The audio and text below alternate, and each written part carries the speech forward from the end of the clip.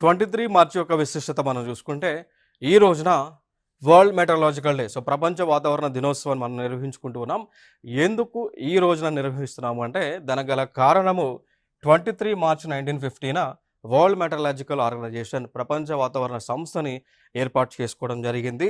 ఎక్కడ ఏర్పాటు చేశారు అంటే, స్విట్జర్లాండ్ దేశంలో ఉన్నటువంటి జెనీవా అనేటువంటి ప్రాంతంలో ఏర్పాటు చేయడం జరిగింది. కాబట్టి దాని యొక్క ఆవిష్కరణ ఎస్టాబ్లిష్ చేసినటువంటి దినోత్సవాన్ని పురస్కరించుకొని వరల్డ్ మెటరాలజికల్ డేని మనం నిర్వహించుకోవడం జరుగుతూ ఉంది. మరి దీనికి ప్రస్తుతము సెక్రటరీ జనరల్‌గా ఎవరున్నారంటే సెలెస్టీ సావ్లో అనేటువంటి వారు సెక్రటరీ జనరల్‌గా ఉన్నారు.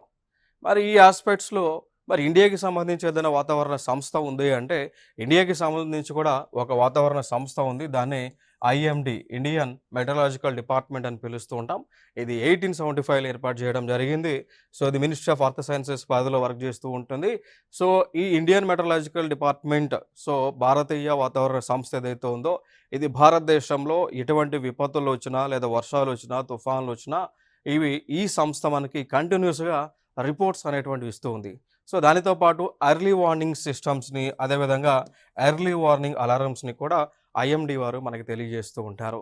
సో, తుఫాను ఏర్పడేటువంటి 72 గంటల్లోనో లేదా 4 డేస్‌లోనో, 5 డేస్ నుంచి కూడా మనకి అలర్ట్స్ ఇస్తూ ఉన్నారు. పలానా బే ఆఫ్ బెంగాల్‌లో, అరేబియన్ సీలో, ఇండియన్ ఓషన్‌లో అల్పపీడన ద్రోణి అనేటువంటిది ఏర్పడబోతుంది అని ఇన్ఫర్మేషన్ ఇచ్చేటువంటి సంస్థే ఇండియన్ మెటరాలజికల్ డిపార్ట్మెంట్.